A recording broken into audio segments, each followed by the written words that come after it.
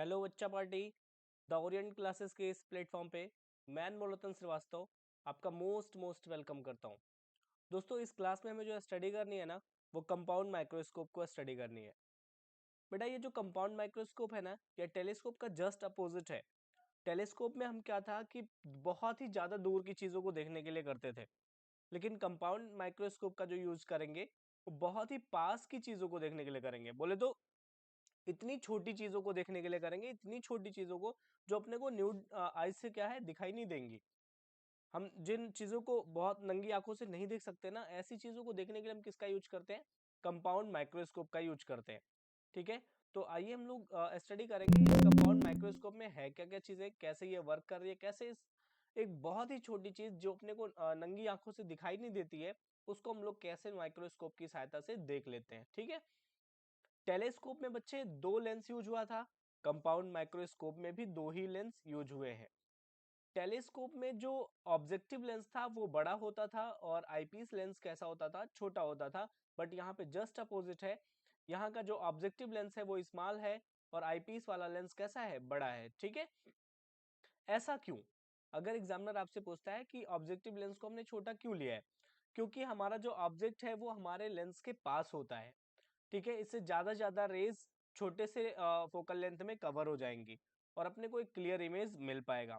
अब जो इमेज मिलता है वो मैग्नीफाइड होता है, क्योंकि इमेज बड़ा हो जाता है, इसलिए वहां से जो रेज निकलेंगी ना वो ज्यादा निकलेंगी और उसको कवर करने के लिए अपने को लेंस कैसा होना चाहिए? बड़ा होना चाहिए। ठीक है, इसलिए हम आईपीस वाले लेंस को और बड़ा लेते हैं ऑब्जेक्टिव से। ठीक है, तो अब बात करेंगे इस फिगर में टोटली है क्या क्या चीजें। इसमें हमने एक ऑब्जेक्टिव लेंस लिया है जिसका फोकल लेंथ आईपीस वाले लेंस से क्या है? कम है। ठीक है, और यहाँ पे हमने एक ऑब्जेक्ट रखा है ए बी।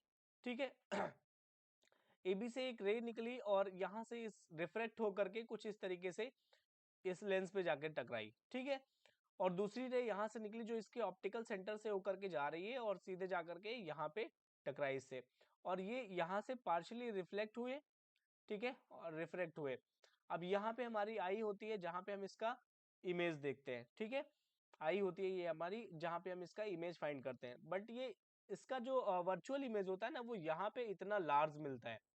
जो ये अपना रियल का ऑब्जेक्ट है ना, उसका जो अपने को इमेज मिलता है ऑब्जेक्टिव लेंस की वजह से वो क्या है? ए डैश बी डैश है।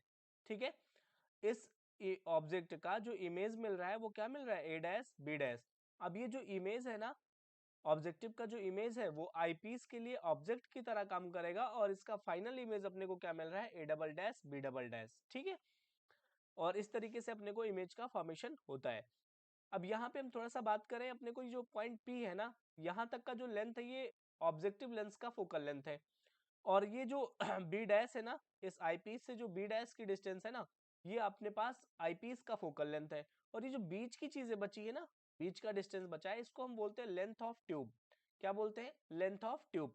आपने देखा होगा माइक्रोस्कोप में एक ट्यूब लगी होती है जिसको हम ऊपर नीचे स्लाइड करके खिसका के एडजस्ट करते हैं ना, तो उसी को बोलते हैं लेंथ ऑफ ट्यूब बोलते हैं। ठीक है, और इस तरीके से ये पूरा का पूरा अपना स्ट्रक्चर रहा है कंपाउंड माइक्रोस्कोप का।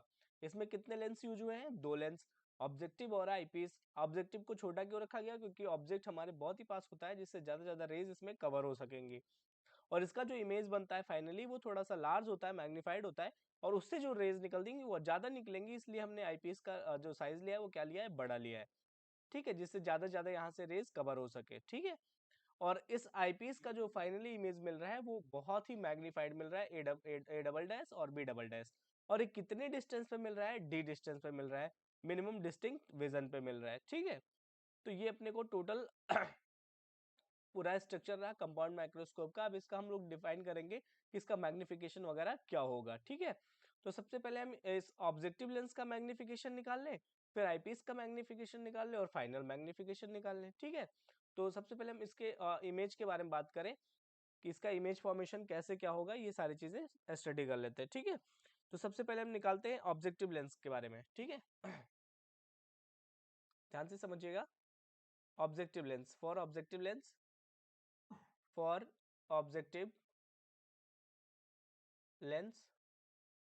ऑब्जेक्टिव लेंस के लिए जो इमेज मिलता है ना वो कैसा होता है? अब ध्यान से देखो, ऑब्जेक्टिव लेंस से जो इमेज मिला है ना वो कैसा है? रियल है, इन्वर्टेड है, और मैग्नीफाइड है, पहले से क्या है, बड़ा है, ठीक है। तो यहाँ से जो इमेज मिल रहा है वो कैसा है, रियल इमेज है, ठीक भैया, रियल है, इन्वर्टेड है, रियल है, इन्वर्टेड है और कैसा है, मैग्नीफाइड है, ठीक है। तो जो ऑब्जेक्टिव लेंस से हमें इमेज मिला है वो कैसा है, रियल है, इन्वर्टेड है और मैग्नीफाइड है, ठीक है। रियल है, इन्वर्टेड है और मैग्नीफाइड है। अब बात करेंगे for eyepiece lens, for eyepiece lens. हाँ, ये पता नहीं क्यों मेरे से एल लिख जाता है। आईपीस, फॉर आईपीस लेंस, ठीक है। आईपीस लेंस के लिए अगर हम बात करें, यहाँ से जो अपने को इमेज मिलता है ना वो हाईली मैग्नीफाइड मिलता है। कैसा मिलता है, देखो यहाँ पे थोड़ा सा मैग्नीफाइड था ना, लेकिन ये जो इमेज दे रहा है ना बहुत ही ज्यादा मैग्नीफाइड करके इमेज दे रहा है, ठीक है। तो यहाँ से जो इमेज मिल रहा है वो हाईली हाईली मैग्नीफाइड मिल रहा है, ठीक है। अब ध्यान से समझना बच्चे, ऑब्जेक्टिव लेंस से जो इमेज मिला वो कैसा मिला, रियल मिला, इन्वर्टेड मिला और मैग्नीफाइड मिला। लेकिन जो आईपीस लेंस है ना इसके लिए ये इमेज क्या करेगा, ऑब्जेक्ट की तरह बिहेव करेगा और ये फाइनल इमेज अपने को देगा कहाँ से, ए डबल डैश और बी डबल डैश, जो हाईली मैग्नीफाइड होगा, ठीक है। अब इसके हम लोग बात करेंगे मैग्निफिकेशन की। तो मैग्निफिकेशन पहले हम बात करेंगे ऑब्जेक्टिव लेंस की, ऑब्जेक्टिव लेंस का मैग्निफिकेशन निकालेंगे, फिर आईपीस लेंस का मैग्निफिकेशन निकालेंगे। तो मैंने लिखा क्या, magnification, magnification of objective lens, ठीक है। मैग्निफिकेशन ऑफ ऑब्जेक्टिव लेंस, ठीक है, ऑब्जेक्टिव लेंस का मैग्निफिकेशन, ठीक है। तो ध्यान से देखिएगा, ऑब्जेक्टिव लेंस का मैग्निफिकेशन क्या हो जाएगा, एम ओ इक्वल्स टू क्या होता है formula, H O upon H I, है ना, कि एच आई अपान एच ओ होता है, एच आई अपान एच ओ होता है, वी अपान यू होता है, ठीक है। तो इसका फार्मूला क्या होता है मैग्निफिकेशन का, ऑब्जेक्टिव लेंस के लिए एच आई अपान एच ओ होता है, ठीक है। मैग्निफिकेशन का फार्मूला क्या हो गया, H O upon H I upon H O हो जाएगा, ठीक है, H I upon H O हो गया, ठीक है। अब एच आई और एच ओ की वैल्यू निकालेंगे, यहाँ पे पुट करेंगे, ठीक है।